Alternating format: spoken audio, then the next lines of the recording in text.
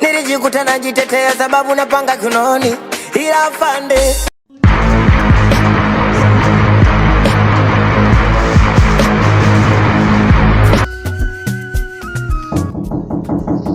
Nani hapo?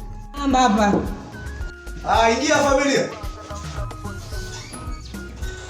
Mwanangu, wakana kumtisha hivi. Mwanangu nimeshapata kazi. Waje unapata hiyo kazi, maana sielewi kama ndoto hivi. Ni historia ndefu kabisa bwana. Nipe story mwanangu. Nilikuwa nataka niende job.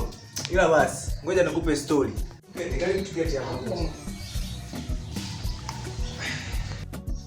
Ilikuwaje mwanangu hadi ukapata kazi? Unajua ilikuwaje? Ilikuwa hivi.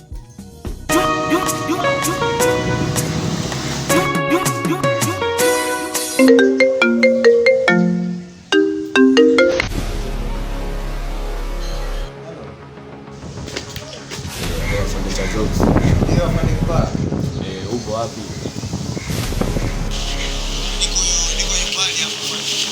Niko mbali na nyumbani, sijui nitarudi lini.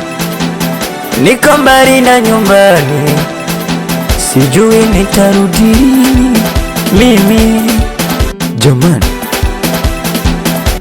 eti niko mbali natafuta. Karibu kiongozi, karibu kiongozi, karibu. Asante.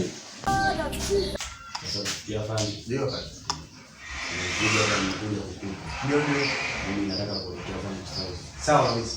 Hadi hapa nimepata, kwa hiyo Mungu akipenda naweza nikakaa hata miezi 6 hivi. Sawa. Kwa hiyo nakuacha wewe uendelee kutuliza shughuli huko kwa msali. Kwa hiyo hamna shida.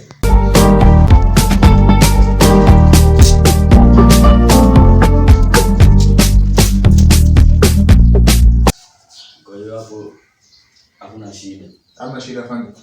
Kazi njema. Haina shida. Basi sawa. Acha mimi niende. Hamna shida afande. Karibu sana afande. Sawa. Sasa. Ndio hivyo kwa hivyo mwanangu. Ndio mpaka sasa unaona nipo kwenye Rwanda hivi. Mwanangu, hongera sana. Sio wengine ndo kama hivi mpaka sasa hivi bado tunaaswa, hatuna kazi.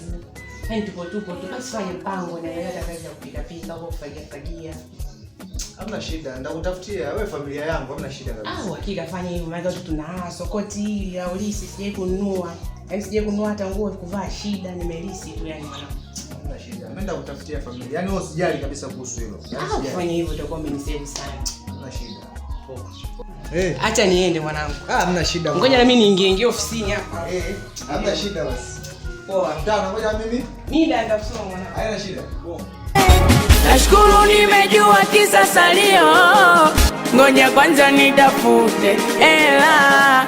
Kumbe shida sina salio, ngoja kwanza nitafute ela. Sungesema kisa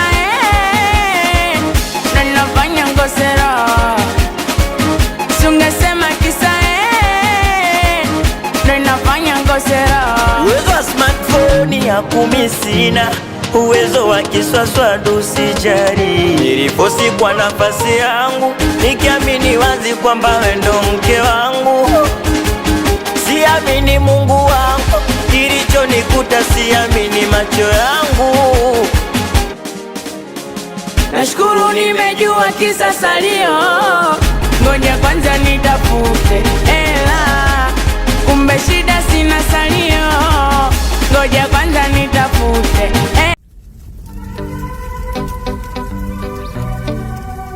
Don't be sorry, Abba.